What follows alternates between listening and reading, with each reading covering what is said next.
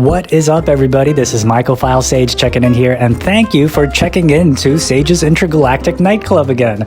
The view from space is amazing, is it not? Just in case that you guys are not subscribed to my companion channel, Mycophilia, then please do, because, or at least you don't have to, but if you are interested in learning how to grow edible, gourmet, and medicinal mushrooms, I go through very simple, effective techniques to get you there, to get you started. You know, it's not supposed to be daunting or anything like that. It's all about keeping it simple. Go check it out, guys, if you want. That's my main channel. The nightclub is more about on the sphere of psychedelics and mainly psychedelic mushrooms, and I talk about things, you know, pertaining to them. And you know, the content on this channel, this kind of content on this channel, and the kind of content on Mycophilia, it used to all just be Mycophilia. I used to have my old channel, but then it got too many strikes, and it's in hibernation right now. Deleted everything. So it used to be in one place, but now I have to do it in two places because, you know, I don't want YouTube to get the wrong idea.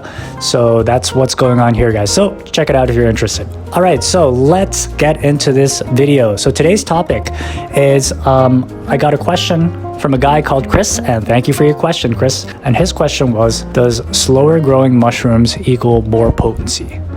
That was his question. And so I'm going to be addressing that, but I'm also going to be adding another commonly thought correlation between mushrooms and potency that's thought to be true by many people is, does colder weather equal more potent mushrooms? So, and they do overlap in the reasoning in some to a certain degree, which I will get into, and it does get complicated.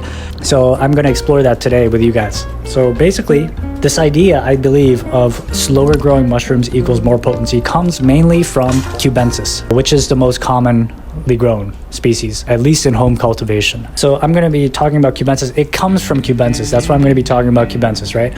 So this basically comes from varieties like penis envy, right? Penis envy, albino penis envy. Those are like the classic slow growers, right? Now we've got, over the last couple of years, we got all sorts of new crosses. We got all sorts of new cultures like Enigma, you know, that are very, very potent and also very slow growing, right? So there is certainly correlation with cubes between slow growing and more potent, but that does not necessarily mean that they are potent because they're slow growing at the same time. Because remember, guys, these up looking these are mutations, right? These are not supposed to be in nature. These are just cultigens, right? Something that we cultivated out of home cultivated spores, and we purposely try to create some kind of mutation, you know, with like UV light exposure or whatever, right? Or we just keep trying to play the genetic lottery to get some up looking genetics.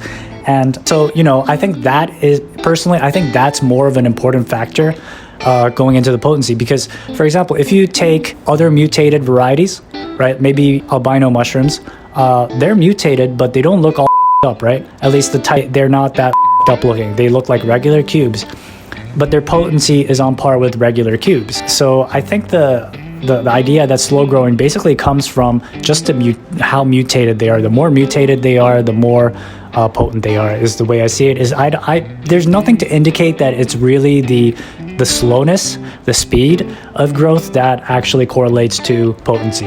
Now, I'm going to talk about cold weather and potency.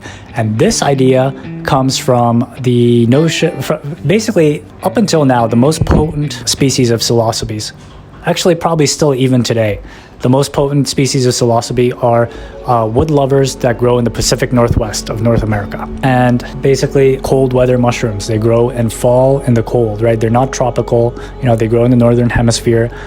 So like psilocybe ajurescens, which has been thought to be the most potent for many years now, which is, well, at least in terms of psilocybes, I think it still has it. But although I've heard Zapaticorum recently from Alan Rockefeller, and, you know, I'm not even taking into account Pinnalis, Cyanus, or anything. I'm just talking about psilocybes, you know, and they grow in cold environments, right? These wood lovers. So people say, okay, so cold weather equals more potency. So this is actually, there's two angles. So this is the first angle, right?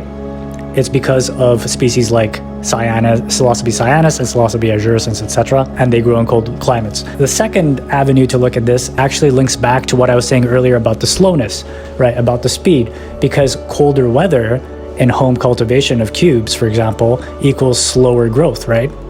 So people think that, oh, okay, so that's why it makes it more potent.